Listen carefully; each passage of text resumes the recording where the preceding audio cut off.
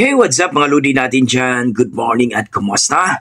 So for today's video mga idol, tara, panoorin at magbigay tayo ng reaction dito kay Attorney Ed Tolentino dito sa kanyang boxer short. Paano pwede maglaban si Inoue at Casimero? So let's go mga idol. Huwag niyo kalimutan mag-like and subscribe sa kanyang YouTube channel, Boxer Short. Let's go mga idol. Ayan na. Attorney Ed Tolentino, Boxer Short. Oh shit! Oh shit! Tingnan natin kung anong masasabi ni Attorney Tolentino dito. Isang magandang araw ng bakbakan mga kaibigan. Welcome po sa Boxer Shorts. Ako si Attorney Ed Tolentino, sports writer, analyst at commentator. We do not monetize dito sa ating munting YouTube channel. Kaya dito po, straight information ang handog ko sa inyo. Walang sarswela, walang mga colorful titles na puro clickbait. Dito, honest to goodness information. At ngayon, pag-usapan po natin itong anggulo kung saan maaaring maglaban si Naoya Inoue at si Jonwell Casimero. Matapos pong talunin ni Naoya Inoue si Marlon Tapales para sa undisputed Super Bantamweight o Junior Featherweight Championship, hinamon ni Casimero ang Japanese Monster. Dagdag pa ni Casimero, siya lamang ang maaaring tumalo dito kay Naoya Inoue. Ngayon, hindi natin pag-uusapan kung kaya bang talunin ni Casimero si Inoue. Basang-basa na yung topic na yan. Ang ating pag-usapan, pwede bang maglaban talaga si Casimero at si Inoue?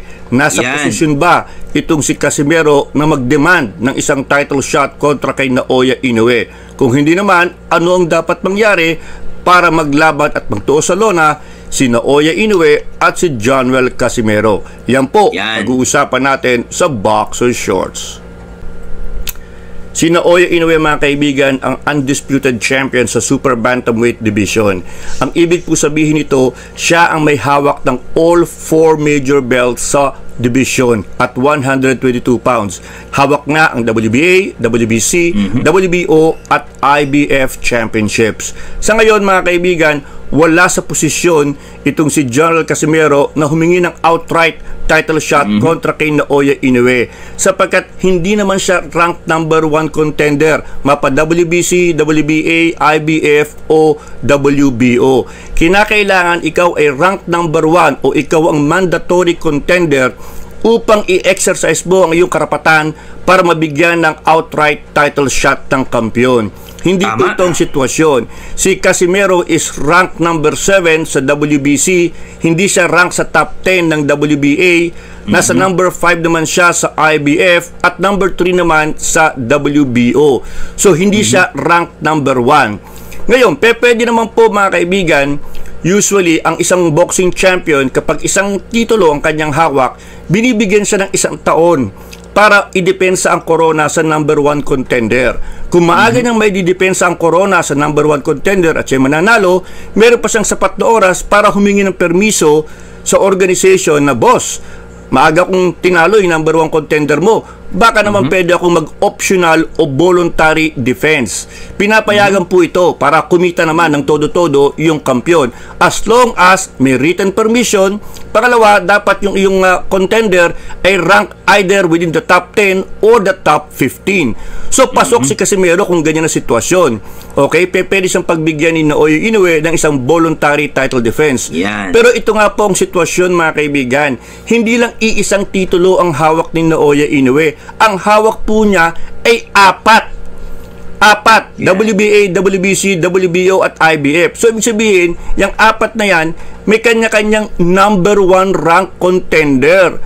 So yung apat na yan mga kaibigan, yung apat na organization, usually pag undisputed champion ka, mag-uusap-usap yung apat na yan. At they will agree kung sinong number 1 contender ang dapat mauna. So there will be a rotation basis mga kaibigan.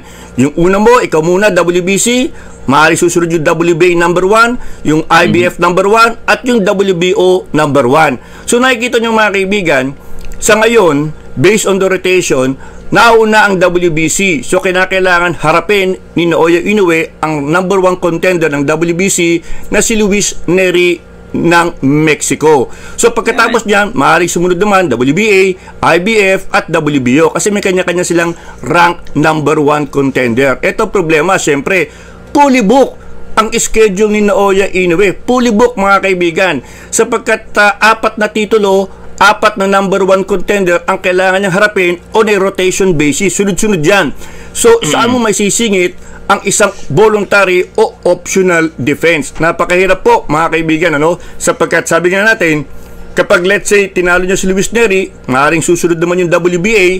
Pag sinabi niya, teka ba na, mag-optional ako, sabi ng WBA, ay hindi pwede. Matagal na naghihintay yung number 1 contender namin, si Murodjon Akhmadaliev. Tatanggalan ka namin ng corona. Iyan ang sitwasyon dyan mga kaibigan. Ano?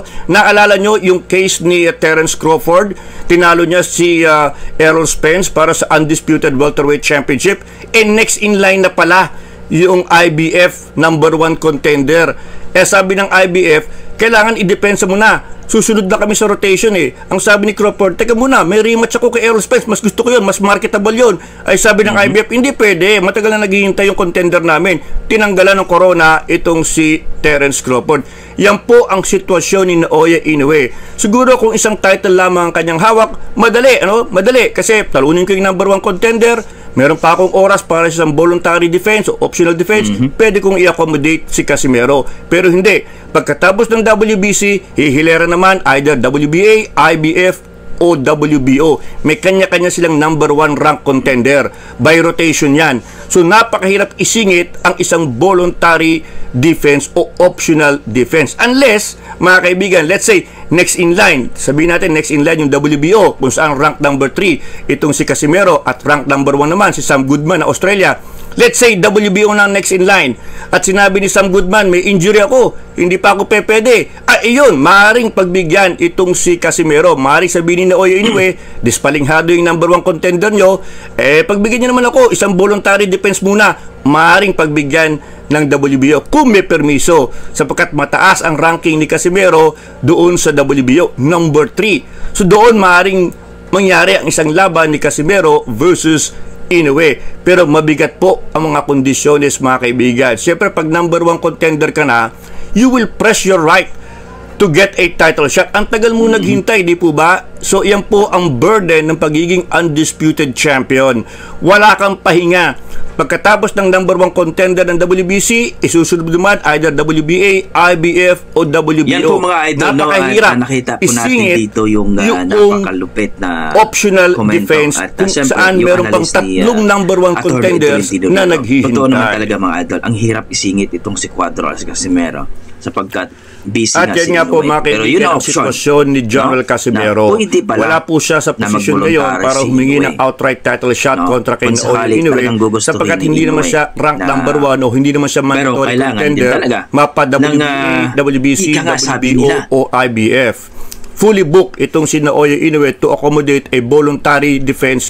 Yon mga idol, grabe ang lupit ng sinabi, no? Ni Attorney Ed Tolentino dito mga idol. Malinaw sa malinaw, no? Posible pala talaga na maglaban si Casimero at Inoue kung gugustuhin talaga ni Naoya Inoue na mag-voluntary defense dito kay Casimero. Kasi nung time na yun mga idol is rank number 3 si Casimero.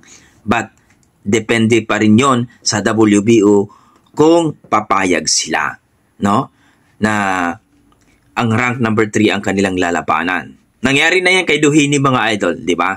So, para makasiguro talaga na lalaban itong si Naoya Inoue mga idol dito kay Cuadras Casimero, mas maigi talaga na magiging number 1 siya. Kumbaga magiging mandatory siya dito sa WBO. Rank number 7 na po itong si Casimero mga idol ngayon dahil instead na tumaas ang kanyang ranking dahil nanalo siya kay Saul Sanchez, pero mas binaba siya dito sa WBO. Kaya mas maganda ditong gawin ng kampo ni Casimero mga idol na mapalaban next year mga idol. Either ni Elijah Purse or dito kay Dennis Macan mga idol.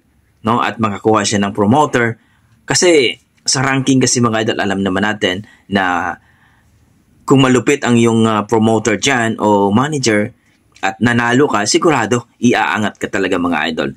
Kung manalo si Casimero dito mga idol kay Elijah Purse o kay Dennis Macan mga idol, kung sakaling no na magmaterialize, kung maopera nila ito ng malaki mga idol, sigurado magiging number 1 itong si Casimero at maging mandatory ito sa WBO, no? kung hindi pa aakyat itong si Naoya Inoue after ng laban niya dito kay Sam Goodman, maaari na pwede silang maglaban mga idol na mandatory itong si Casimero. Wala na talagang taka si Naoya Inoue dito mga idol. So kayo dyan mga idol, ano masasabi nyo sa ating video? Please, paki-comment down below mga idol at huwag nyo sana kalimutan mag-like and subscribe dito kay Attorney Ed Tolentino.